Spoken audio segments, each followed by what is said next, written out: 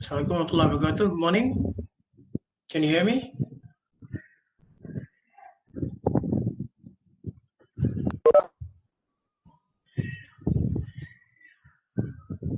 Okay, apa khabar semua hari ni? Sihat?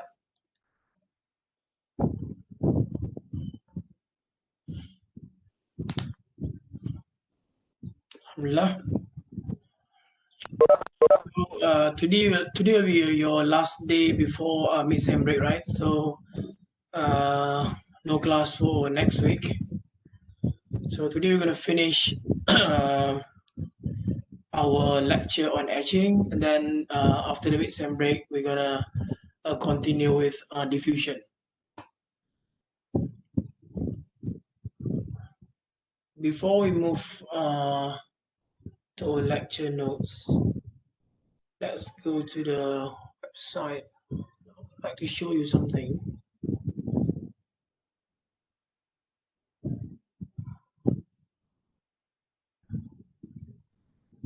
Okay.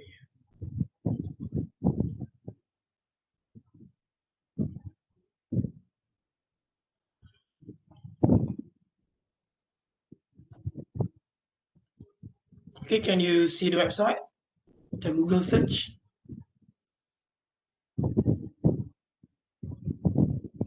Nampak, Google search, right?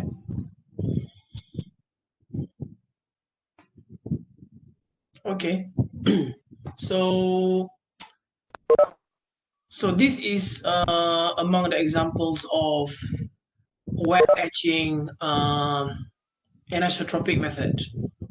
Wet etching anisotropic method. So we've seen the illustration that when you do wet etching by anisotropic, so some planes will be etched a lot faster than other planes. So we've seen that if you compare 100 to 111, so the etch rate of 100 is going to be like 100 times higher than 111. So as a result, you're going to end up with random upright pyramids with micro scale size on the surface of silicon wafer. So this is among the example that you can see. The few examples here. It's for various applications, but generally you're gonna get something like this. Let me just click one.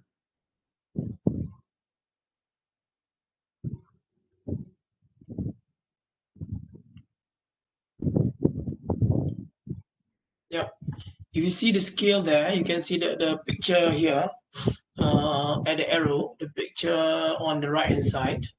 So the scale bar there is about 1 micron, and you can see the height of the pyramid is about 7 or 8 micron, and the width is about 6, 7 maybe, right? So typically when you run anisotropic wet etch, the inclination angle of the pyramid will be 54.7 degrees. So that means plane yang 111 after etching, no? Yeah, you can see on the pyramids there. So this one against the base, the inclination angle here is about 54.7, right? 54.7 degrees usually. Theoretically, it's 54.7, but when you run in manufacturing, you typically get somewhere 48 to 52 degrees on average.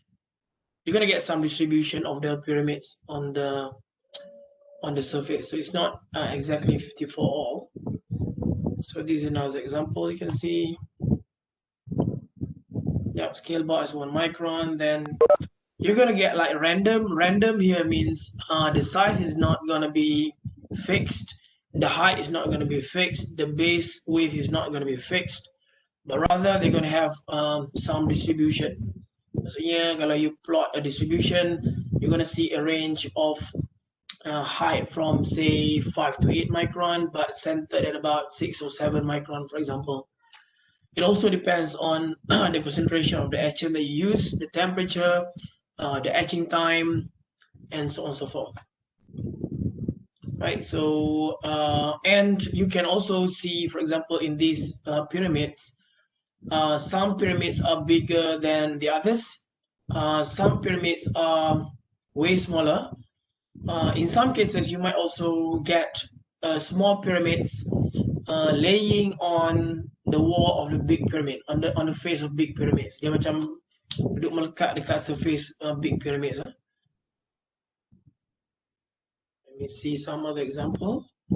Then I'm going to show you the isotropic wet etch as well. You can also have something like this, but this one is periodic in nature because you can see the array is very periodic. But this one, the pyramid is called inverted pyramid. The pyramid goes inside instead of outside. So the one goes outside, as we saw just now, was called it's called upright pyramids, and this one on this particular image is called inverted pyramids. Right, let me show you this.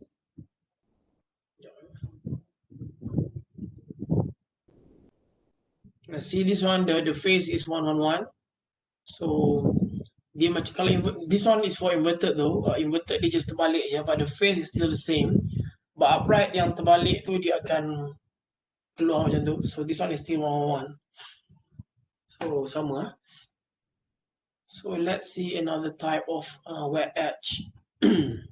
So this one is anisotropic wet etching. Okay, so you're gonna get micro scale upright pyramids.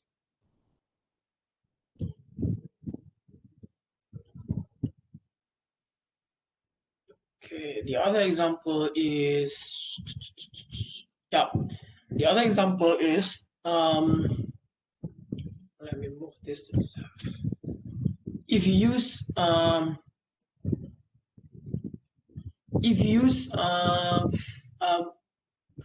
alkaline solutions such as KOH, NaOH, TMAH on monocrystalline silicon, you're gonna get upright pyramids due to the anisotropic nature of the etchant. But for isotropic etch on monocrystalline silicon, you need to use HF and HNO3. Okay, you need to use HF plus HNO3. Combination of HF and HNO3. You dip your silicon, say at room temperature, then you're gonna get something like this, the image on the right here. So you can see it's micropores in terms of their shape. So dia bentuk dia macam bowl sikit. Bentuk dia macam bowl. This one is probably not etched long enough, or the concentration of the etchant is not so high. So that's why you just see a rather small bowl. Kalau you pakai a longer etching or high concentration, you're gonna get with a deeper version of the bowl. So in this case, it's called isotropic etching, and it's due to the equal etch rates of the etchant in all directions. So that's why you end up having micropores, right? Micropores.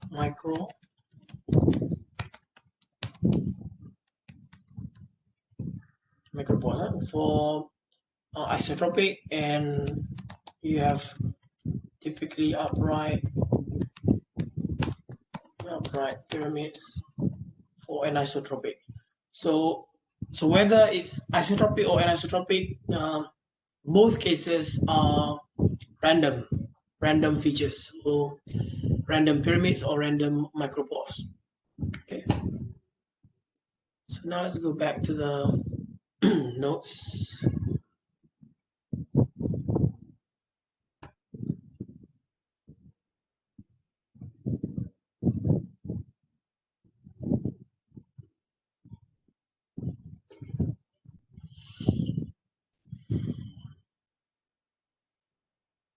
Okay, nampak notes sekarang? Oh, tape pula silap. Chat.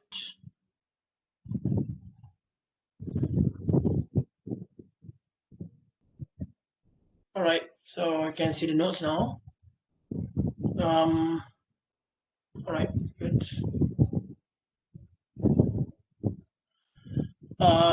All right, so this one was deep RIE or DIRE, like we discussed yesterday.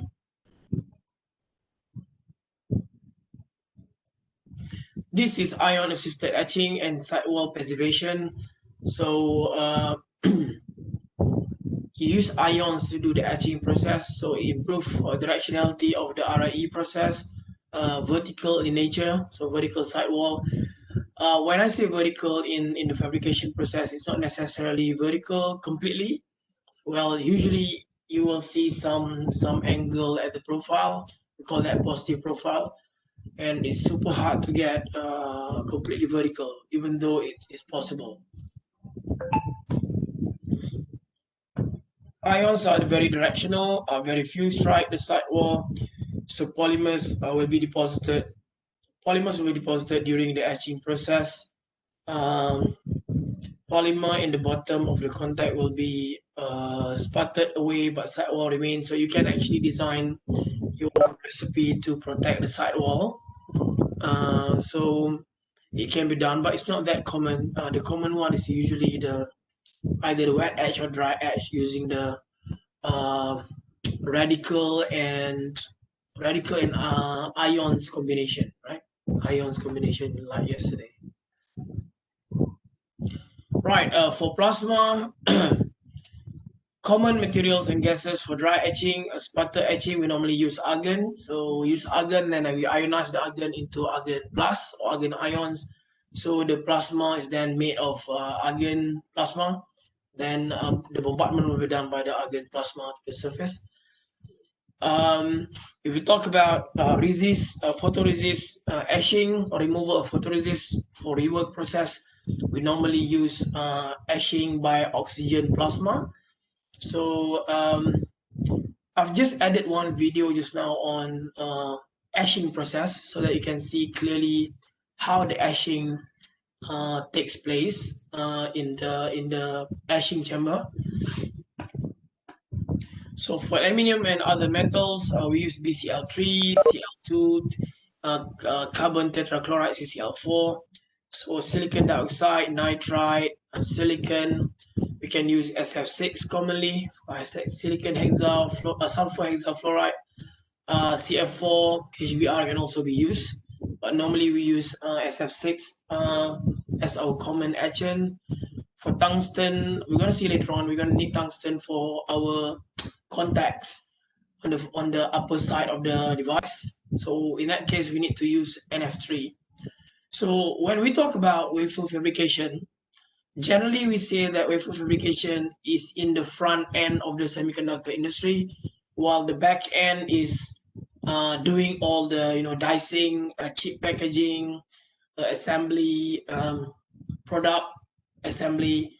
You pack your chips on the board, and then the board goes to some product or some machine or something. So those are called backends. But wafer fabrication in the semiconductor spectrum is called front end.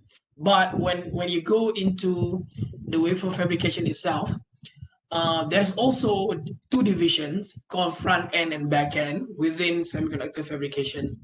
So the front end processing is normally for oxidation, thermal oxidation process, gate fabrication, polysilicon, STI, shallow trench, isolation, doping process by diffusion or implantation. And the moment we hit metal 1, so we're going to see later on the whole structure of the device. So I think I forwarded last time into our WhatsApp group how does the stack looks like, just like building, one floor sits on the other floor, on the other floor, on the other floor. So the moment it starts with metal 1 until metal number whatever, it could be up to metal 4, metal 5, metal 6, metal 9. So the moment you hit metal 1, it's already called back end.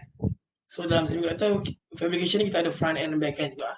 So the moment you hit metal 1, it's already called back end. So metal 1, then connection from metal 1 to metal 2 is done by via. So we're going to see later on. Metal 1, via 1. Then we're going to have metal 2. Then you're going to have via 2. Via tu macam lubang. So metal is just a plate. Then you pattern the metal. So you're going to see metal here, metal there. So metal to metal is going to be connected by via. Metal 1, via 1. Metal 2, VR2, metal 3, VR3 sampai top metal. So it depends on the complexity of the fabrication. Some cases might need up to only 3 metal layers. So in that case, metal 1, metal 2, metal 3, and then top metals. Some just metal 1 and that's it. So it's considered top metal already. Some might need to go up to metal 6, metal 1 until metal 6, then top metal. So in that case, you're going to have like 7 stories of metal contacts, of interconnects that we're going to learn in after your mid-sem break. Okay, so those different materials require different gases in order to do the etching. So you'll see later on that we're gonna repeat our cycle of lithography, etching, lithography, etching, lithography, etching, deposition in between, etching, CMP, cleaning. So we're gonna see later on, right? I've also included a video on eLearn about a simple fabrication process by SK Hynix in Korea. So it shows a simple fabrication process, 3D illustration until metal fabrication. So you're gonna see the whole step. How does each step evolve in order to get to the top metal, right? So basically from this page, different gas is needed for different material. Okay, and the nature of each etching is also, and some require isotropic etch. So when we talk about plasma etch, or in fact other processes, we always talk about process control. So kalau you jadi process engineer in wafer fab, or in fact in backend or some other electronic industry, process engineer is a common post that you're gonna be end up with. So bila you jadi process engineer, then you're gonna do process control day in and day out. So one parameters that need to be controlled, one set of parameters that need to be controlled is in the plasma etching itself. So in this case, parameters like RF power, gas flow, chamber pressure, temperature, electric gap, and some other parameters as well need to be controlled at process level and also at equipment level. So some processes need to be controlled by the equipment parameters. Some of the process parameters need to be controlled by the process recipes. So when we talk about equipment parameters, then EE will be the person in charge. If you talk about process recipes, PE will be the person in charge.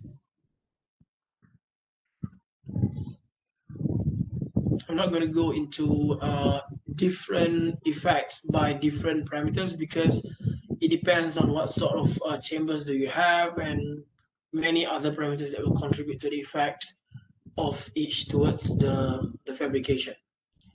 So when you talk about application, so etching or removal of thin films from a substrate or the substrate itself. So we have been discussing about removal of resist. You've also seen that silicon dioxide can also be etched. You've also seen that silicon itself can be etched as well. So the removal can be the layer on the silicon, and in fact on the silicon itself, it can be etched. So you can etch for many purposes. You can etch for analytical purpose. That means you can etch structures in order to do some characterization. For example, if you talk about TEM, we've discussed last time when we talk about wafer characterization. So we've discussed that in order to characterize your sample on TEM, transmission electron microscope, your sample has to be thin enough. Okay, your sample has to be thin enough because TEM works on transmission electron mechanism. So to be able to get your sample to a very thin level, so you need to actually etch your silicon to a very thin thickness. So that can be done by etching. Well, usually we do that by using FIB. So let me write it down here. So, FIB, focused ion beam. Ion beam ni macam SEM punya konsep. We do some drilling of the material. So for example, if you have this sample, maybe say this one is your silicon. but then you want to know the properties of your silicon in the middle of this sample. So what you have to do is it starts with a bulk like this. So you start with a bulk. So to be able to probe using TM, you have to cut this region. To cut a thin slice of this region, for example. Ini duduk dalam, ini kat dalam semua.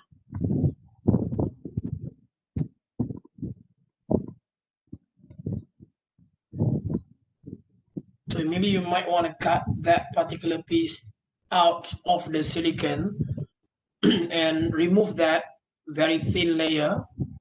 Yeah, so ni kira very thin. So this is the width. So it's just a very thin one. So you take it out, then only can characterize on TM. So in that case, to be able to cut the thin structure from the center of your sample, for example, you need to use FIB, focus ion beam. Focus ion beam. So this is an example of etching process for analytical purpose. Focus ion beam. Then you're going to do TM for the sample. Kalau nak buat SEM, then you don't have to cut anything. Usually, unless you want to view something in between that is not visible beforehand, you might have to cut as well using FIB so that you can see what's going on in the middle of the sample. So in that case, you might need FIB as well. So in that case, etching is done for analytical purpose. So you etch for pattern transfer as well. So we've seen that we have done etching for pattern transfer. So to be able to get the pattern induced by photoresist, by lithography. So to be able to finalize the pattern on the silicon, you need to use etching process because you don't want the resist to remain on the structure, because resist is not part of the active layer or active device eventually. It's just an intermediate patterning platform so that you can define your silicon eventually. So removal of thin film from a substrate or the substrate itself, well, you can do many things. You can strip off different layers, stripping resist. You can do well, many different things depending on what you want to do. So in my case, for example, we work on black silicon. Black silicon is actually we are turning a flat silicon like this. We start off with flat silicon, say the thickness of about 200 micron, for example. So what we do to be able to get black silicon, to make it black, so we do etching process, but that process is called metal assisted chemical etching. So it's still a form of chemical etching process. It's just that we haven't discussed before because this one is not at this course level. In this particular etching process, we use metal such as silver in the form of nanoparticles to catalyze the etching process. So yang kita discuss sebelum ni, either HF HNO3 for micropores or NaOH, KOH, TIMA for pyramids, those chemicals do not need any catalyst to do the process, to start the process. But for black silicon, we need to use silver nanoparticles or metal to catalyze the process. That's why we call it metal assisted chemical etching. Metal assisted chemical etching. So this process, for example, is done in silver nitrate. Ni just nak share research punya example. In combination with HF, in combination with hydrogen peroxide, H2O2. So AgNO3 plus HF plus H2O2 at room temperature for like a couple of minutes, a couple of seconds actually. So what happens is the silver is coming from the silver nitrate and then it's going to be deposited on the silicon in the form of nanoparticles. Then that will be the first step in the process. So you just celup je, you angkat in a couple of seconds, it's going to be black silicon. So the moment the silver is deposited on the surface, so we're going to have some redox reaction on the surface. Redox means reduction and oxidation. So eventually the surface is going to be turned to nanowires. Nanowires, W. So what's going to happen is the areas where you have nanoparticles on, beneath the nanoparticles will be oxidized. Area yang ada nanopartikel ni kat bawah ni semua akan oxidize.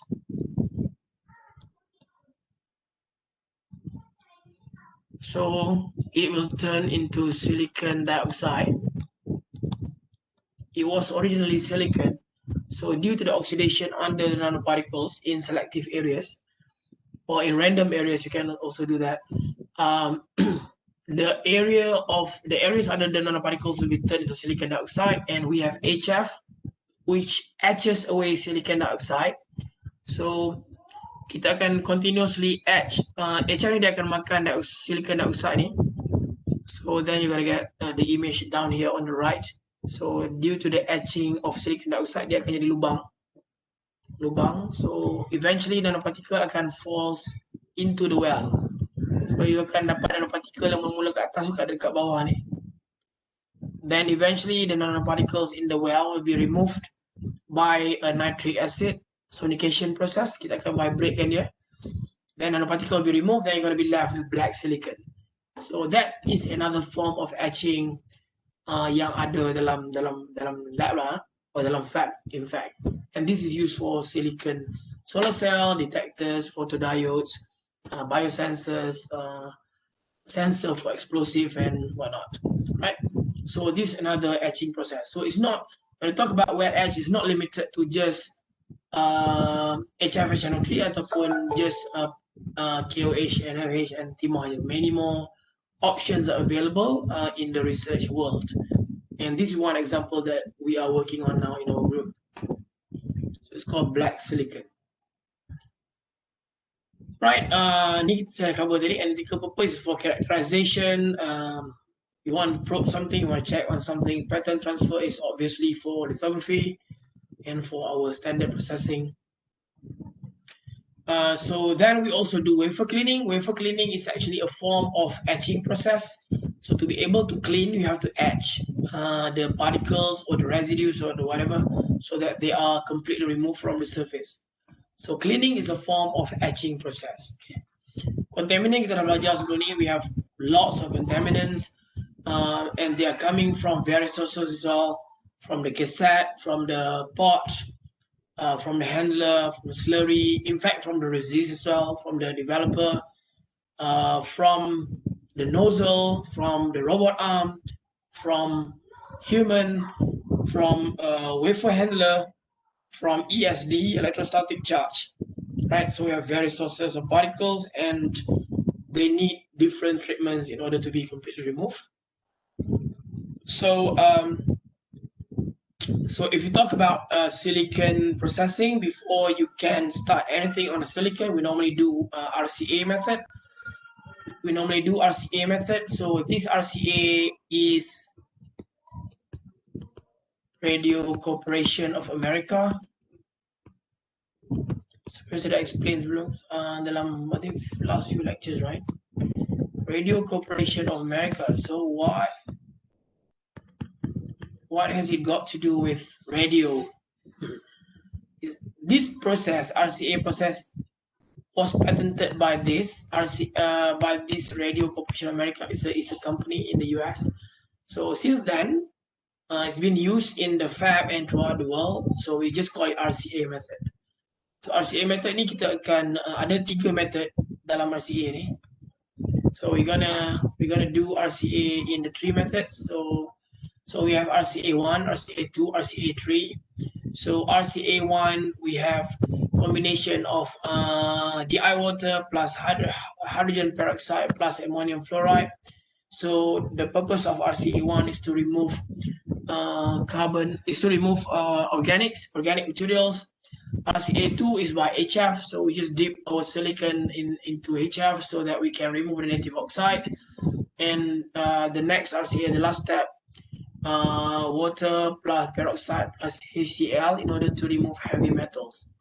So after the process, we are normally ready to do any processing, including oxidation and stuff. Before we start your thermal oxidation last time, we have to do the RCA first in order to make sure that the wafer is clean and free of particles, organic, metal, organic, and other stuff. So just imagine what's going to happen if your RCA is not working or you skip RCA. So you're going to be end up with organics, oxide, heavy metals on the surface of your silicon, and then your next processing will probably induce defects. And if you go for high temperature processing, just imagine what's going to happen to the metal on the surface. It's going to diffuse right into the silicon and kill everything. So example of wet etch immersion tank. So it's just like the bath. So it goes by batches. So you probably have like 25 wafers or more in a batch. So depending on the size of the batch, so you can do it fast. So large volume of material is required. So yeah, as a summary, before we go to the case study, so what we have learned in this topic is we learned about how do we finalize our lithography process by etching. So we learned that in order to remove the resist patterns on the silicon, we need to do etching. And then we learned that the photoresist is not there permanently. So it's just there as a temporary process step in order to define the patterns on the silicon, right? Bear in mind that the active devices are not on the photoresist. Active devices are in the silicon. Okay, photoresist is just temporary structure to define patterns only. Ada pernah student last time pernah jawab active device duduk dalam resist, so it's wrong. It's just a polymer to do the job temporarily to define the patterns because it is light sensitive in nature. So you still have to remove the resist and define your etching, then you are left with pattern silicon for your next process. Okay, so yeah, lepas litho and etching, you're going to be left with pattern silicon. You try to see the video that I uploaded on the e-learn, okay, by SK Hynix. So it's a 2-minute video, but it's very useful for you to understand the whole thing I've learned so far. So we have also learned about selectivity, which can be calculated by R1 over R2, selectivity of two materials. We've also learned about directionality or anisotropy, if you like. So it's defined as A equals to 1 over R lateral over R vertical. So if it's completely vertical, then anisotropy is equal to 1. If it's not that vertical, then anisotropy is probably 0.6, 0.7. So if it's too flat, if it's close to flat structure, then the anisotropy is very low. It's close to isotropic. We've learned that wet etching can be in the form of isotropic, which produces micropores. I've shown you just now. We've learned that wet etching can also be in the form of anisotropic by sodium hydroxide, potassium hydroxide, or TIMA, and you can get micro pyramids on your surface, random in nature. Okay, so that is done by all the hydroxide. Okay, untuk isotropy, we can use HF HNO3 because they are isotropic in nature. For dry etch, it can be done by 3 methods. It can be by physical etching. It can be by a combination of both. It can just be by radical, for example, for our etching process. Okay, so now let's move on to the case study before we wrap up the session and off to your mid-sem break. Okay, so let's look at this question and let's discuss and give me your opinion on what do you think could be done in order to realize this process. So a lithography system can only print features with minimum CD of 200. So you can only print, if I can draw this, katakanlah you dapat, say this is your oxide, then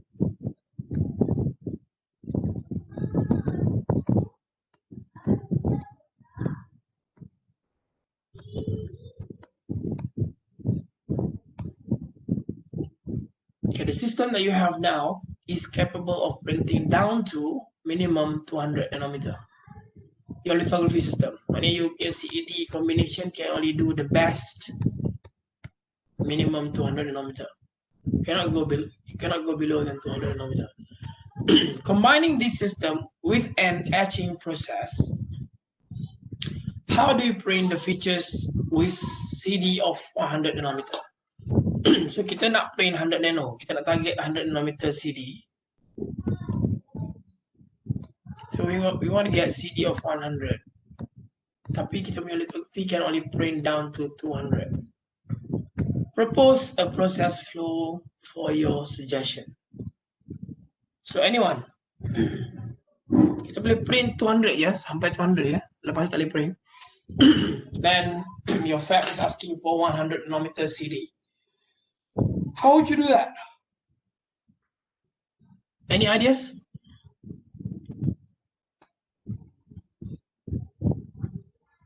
Izian, any idea? Macam mana you nak print 100 nanometer? Anyone? Ada idea boleh share?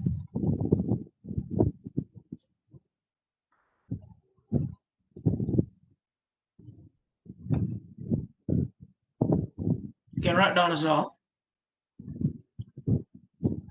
Yeah, as you buka some document, you can just write down.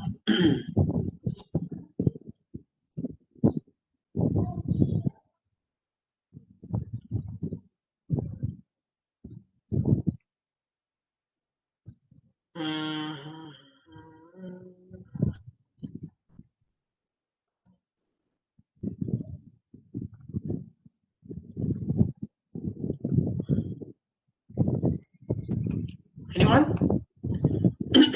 Macam mana? Ada idea?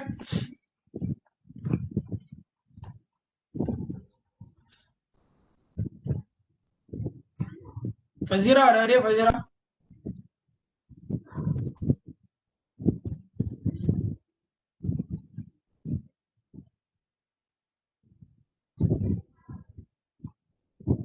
Aniza? Anything? Macam mana nak buat tu?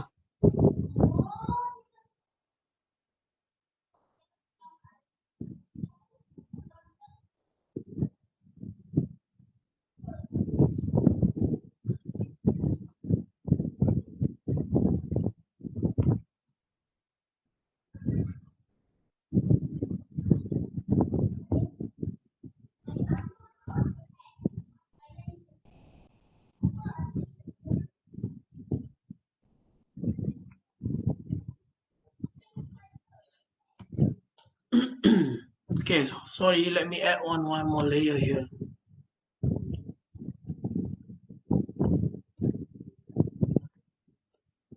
So that you can see.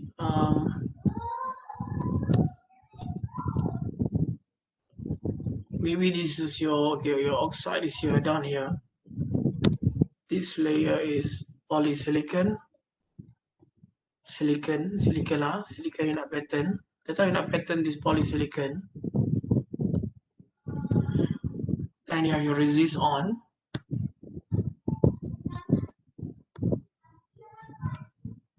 Okay.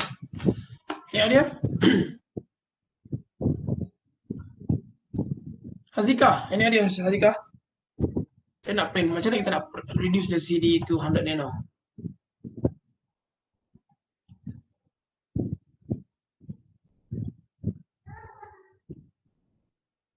Semua senyap ya ni?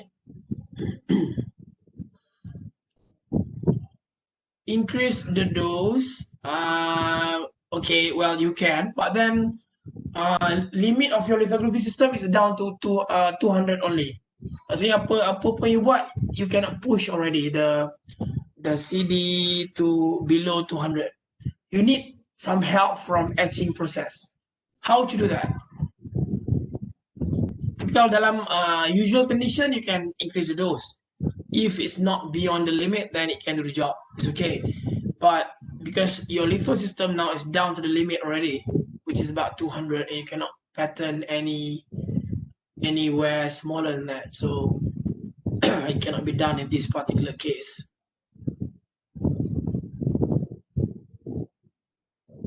Shamim, anything? Any idea? Macam mana tu nak pattern below 200? Ni soalan exam exam last year, last 2 years. Tapi waktu tu exam bukan open book lah. Belum COVID lagi, so they have to figure out how to solve this. Tak ada idea? Semua tak ada idea?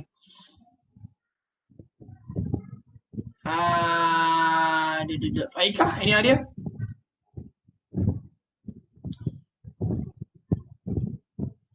How would you combine etching in this case to get 200 nano?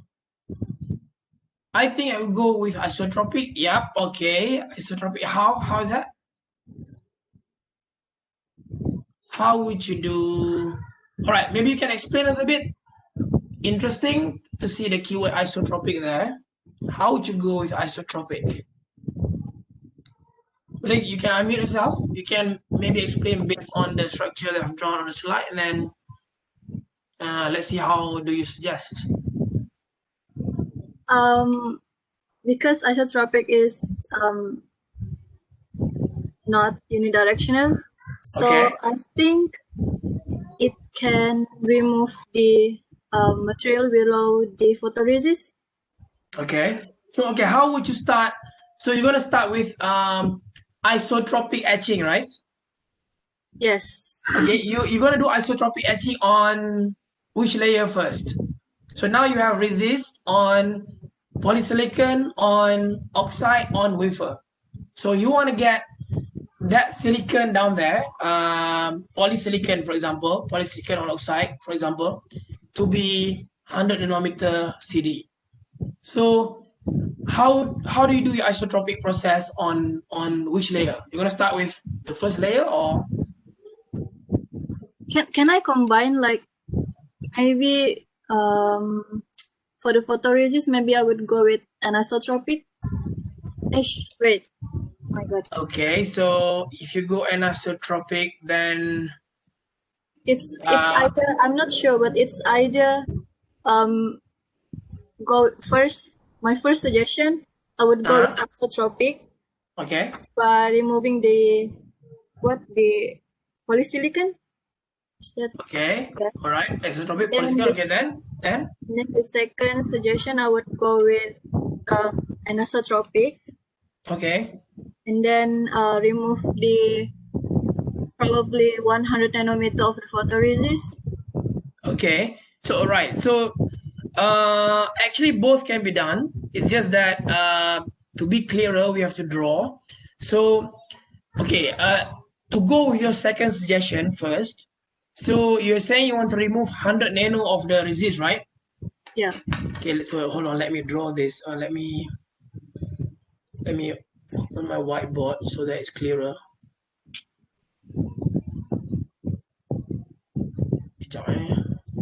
Let me share my whiteboard as well. Share content.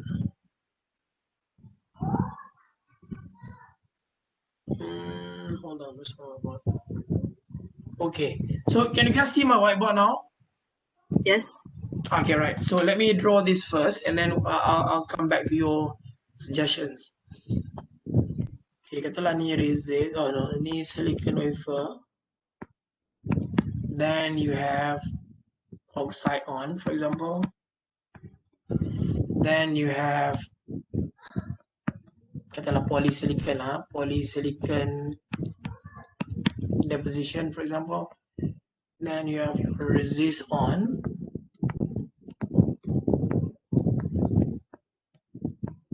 So this is now 200, capable down to 200. So resist polysilicon. Okay. Your second suggestion, you said you want to remove half of the resist, right? Yes. Okay, so that means how would you do that? By anisotropic. Your second suggestion is on anisotropic, right? Yeah. So that means you want to slash this,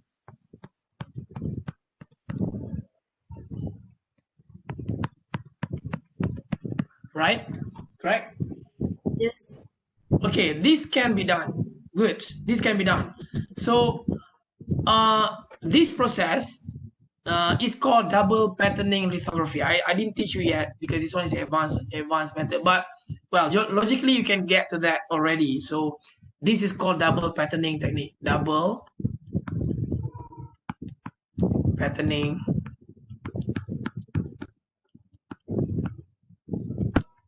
lithography, if you like, double patterning litho or double patterning technique. So you can, the moment you have removed the resist here,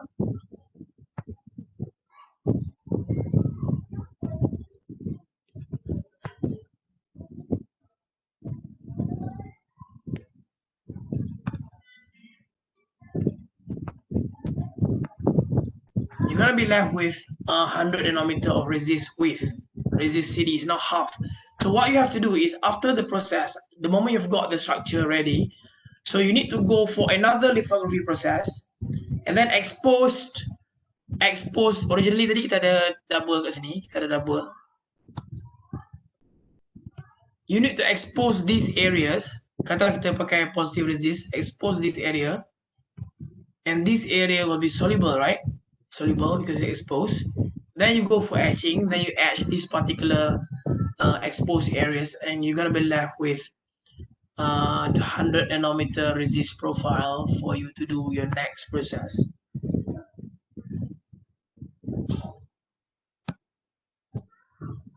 So now it's just that it looks like your lithography is capable of 100 nanometer, but it's not. It's only capable down to 200, but due to double patterning process, you can now realize the smaller CD just by doing double patterning process. Double patterning is quite expensive because you need to go through two cycles of lithography process in order to define your features instead of just having one time. So you need to double the process, and then you're going to slow down the throughput.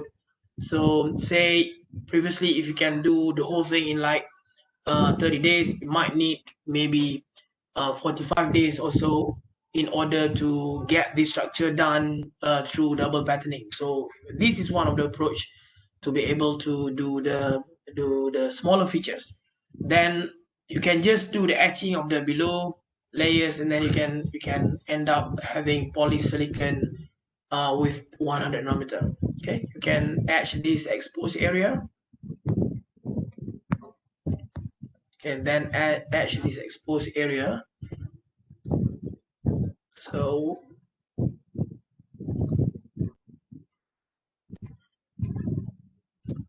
you can even go down to the oxide level if you want to.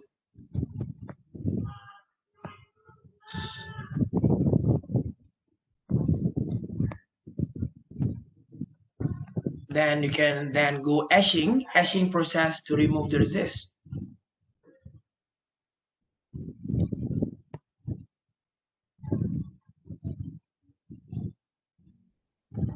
Okay, so now you end up with 100 nanometer of polysilicon on oxide.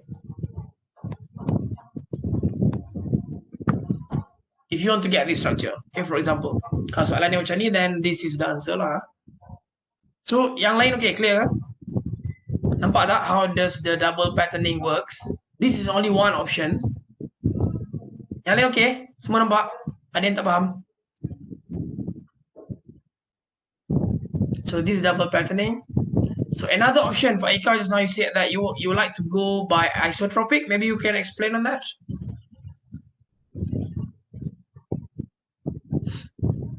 I'm not sure, but I would just go with isotropic and cut the polysilicon without removing the PR. I'm not. Okay. Yeah. But you're not sure how exactly to do that. Yes. Okay.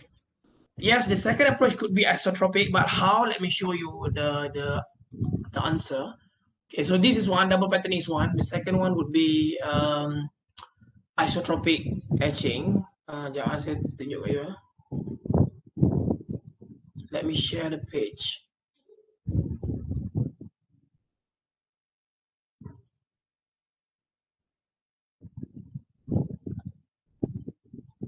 Okay, can you see my Word file now? Nampak tak? Okay, so ni soalan exam, soalan exam terlepas. So in this case, the system is capable to print, I think the concept is similar. The system is capable down to 500, but you want to print 200. So dalam soalan kita hari ni 200, but you want to print 100. Tapi dia punya benda dia sama lah, cuma tukar value je. So you have resist on 500, for example, on polysilicon on oxide, and eventually you need to produce this 200 on oxide on substrate. So you're going to be left with either oxide pun pattern ataupun oxide tak pattern, so it depends. So that can be done either way anyway. So if you want to go with isotropic, you've got the idea there already, Faika. So this is how it looks like if you want to approach isotropic. So what you can do is, so you start off with 500 nano of resist as your CD. Then you can do isotropic RIE process. Then the plasma is going to attack the resist from all angles at equal etch rates, right? So then the whole structure of the 500 will be shrink to 200. You akan kecilkan dia macam tu, square shape 500. You can shrinkkan dia due to the etching. So all here, all removed down to 200, like the one shown in the center. So we're going to be left with this because your plasma attacks from all angles. So then it becomes like something similar to double patterning lah. Dia akan jadi resist yang is already 200 or 100. So the moment you've defined your resist to 200 ke 100 ke, then you can do the rest already. So the most important thing is the resist has to be with the right CD, but then your system is not capable. So you need some help from etching in order to sort of define the CD down to 200 or 100 in this case. Then only you can do the rest of the stuff. So you start off with isotropic plasma etch, and then the moment you've got there, so your structure is there already defined. Here is already defined. So you then have your resist on polysilicon, on oxide, on substrate. You go for anisotropic RIE or milling, ion milling, to etch the whole structure here vertically. So you can etch the whole structure here vertically. Sampai you etch the side of the profile, and then you remove the polysilicon at the same time, and the etching stops at silicon dioxide in this case, if you want to maintain silicon dioxide. Kalau dia punya soalan ni, they remove the oxide under the gate completely, then you have to also etch the silicon dioxide as well. But in this case, soalan dia, you punya product is with no pattern oxide, just blanket oxide. So then you have to treat the answer accordingly, the question accordingly. So then after you've got this, then what you have to do next is just remove the resist by etching process. Then you're going to be end up with this structure, just like what you've got on your double patterning as well. So same thing. So there are the two approach. So you can either do double patterning. So one is double patterning, and the second one is called isotropic step. Okay. So ada tiga step ni. So the first one is isotropic etching by plasma to thin down the CD to about 200, and then you're gonna need to do an isotropic plasma etch in order to remove the side of the profile, and then also the polysilicon completely down to silicon dioxide. You can leave it a blanket, and then you remove the resist by etching.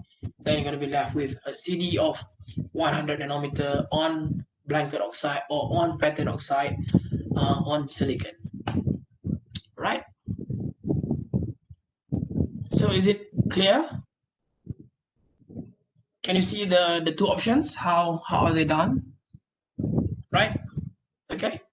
So it's exam question. So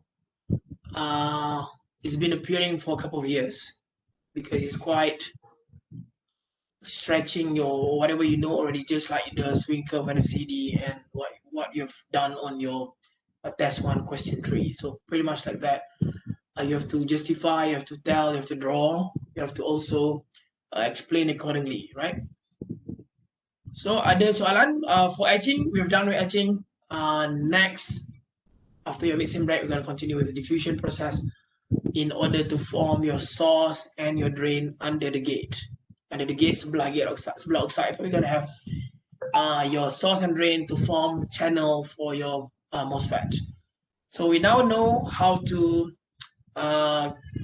get your silicon, how to get your pattern oxide on silicon. Now we're going to form the channel in the next topic.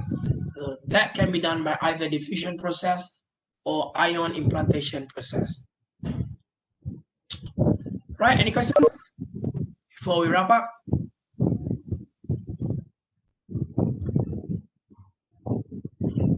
Ada? All good on etching? Can you follow on etching? Semua okay, eh? Okay then, kalau tak ada apa-apa, so that's all for today. I'll see you again after the mid-sem break. I will let you know about the confirmation from Osram, so I said I'm gonna follow up soon because Osram is supposed to be with us on the 7th and on the 8th. Isnin dan Selasa after mid-sem break lah. Huh? So they're gonna share on LED fabrication Monday on the front end and Tuesday on the back end. But I will let you know about the confirmation. I'm still waiting for the names to be emailed to me though. Right, so that's it for today. Bye-bye, Assalamualaikum, and take care. So enjoy your mid-sem break at home.